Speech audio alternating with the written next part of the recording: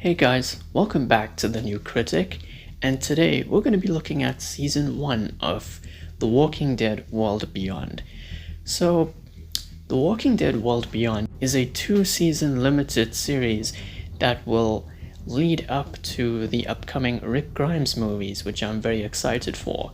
So this show is set 10 years after the zombie apocalypse and takes place in Nebraska and focuses on 4 teenagers: Iris, Hope, Elton, and Silas. They all live in this settlement in Nebraska that is run by the CRM. The CRM is the corporation that you may have seen appearances from throughout The Walking Dead's main show in the form of the mysterious helicopters with the 3 rings logo. And one of these helicopters even made an appearance in Fear the Walking Dead. So on this show, we get to see a little bit more of them. And these 4 teenagers go on a journey outside of Nebraska when a message from Iris and Hope's father arrives, and they set out to find him. So this show has been getting a very mixed response from critics and audiences alike.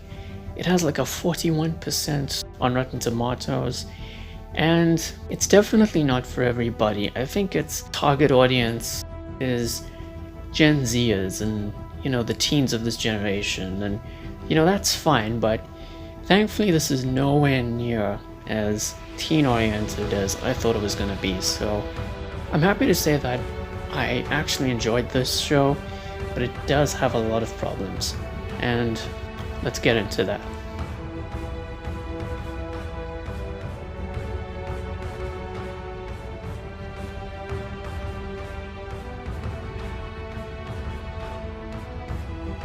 So firstly, I like the characters, and they all have reasons for going on this journey outside of Nebraska.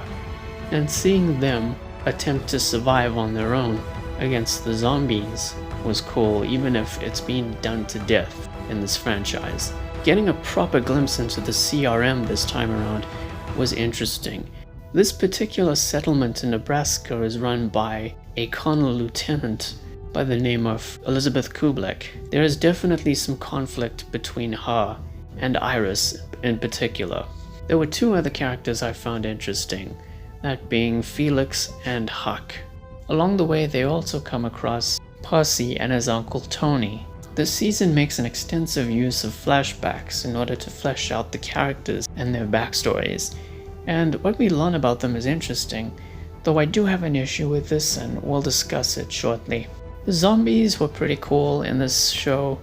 There's one that has bees stuck in its mouth, and when it opens them, the bees just fly everywhere.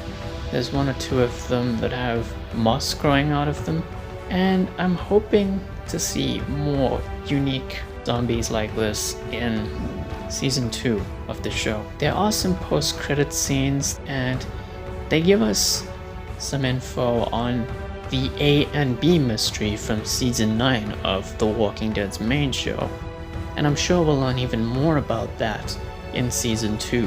In almost every episode, the title sequence will appear in very interesting ways, except for the first and last one.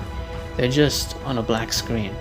And the 2-part finale really surprised me, and there's some pretty shocking moments in it, and an interesting ending as the icing on the cake.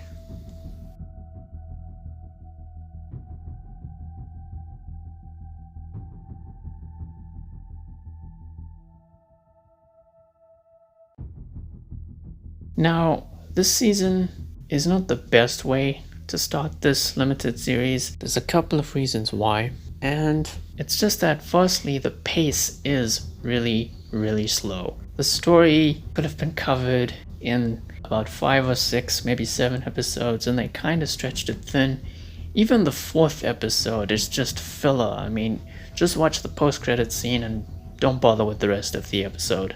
About the flashbacks as well, this season relies way too heavily on them. It was okay seeing them at first because I like that style of storytelling, and sometimes there are even flashbacks within flashbacks, and that can be jarring for most people, but again, I don't mind that. But after a while, it kinda got old. So, hold on. Slow pacing, an over-reliance on flashbacks, overly philosophical dialogue, which I don't mind but a lot of people hate. Oh no. Oh, he's the showrunner, okay. Oh no. I knew it. Scott? How broke are you that you need to ruin every piece of this franchise? And some episodes just aren't as good as others. It's all Scott's fault.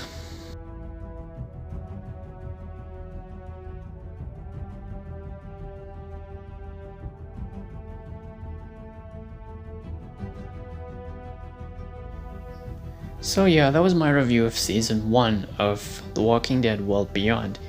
Even though the second season will be the last one, I am interested to see where they take the story and how it leads up to the Rick Grimes movies. Next time, I'm going to be ranking all 15 seasons of Supernatural. I've actually started that video in advance because it's a lot of work and it'll probably be my longest video to date. So thank you all for watching, guys. Please be sure to like the video, share it and subscribe, and hit the notification icon. Be safe during this time, and I'll see you soon.